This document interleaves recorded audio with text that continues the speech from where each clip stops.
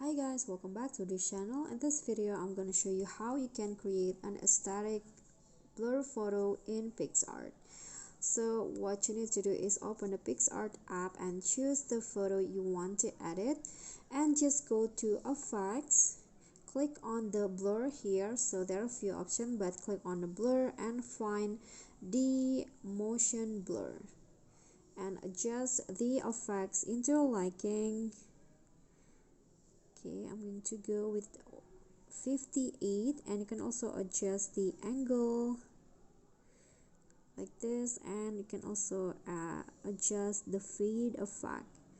Okay, I'm going to go like this, and after that you can just click on the check icon, and if you like it, if you want, you can also add other effects, but I'm going to just leave it as it is. Then I'm going to click on save to save the photo.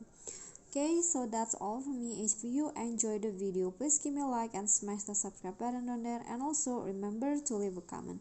And last, please click on the thanks below. I will really appreciate that. That's it for me today. See you guys next time.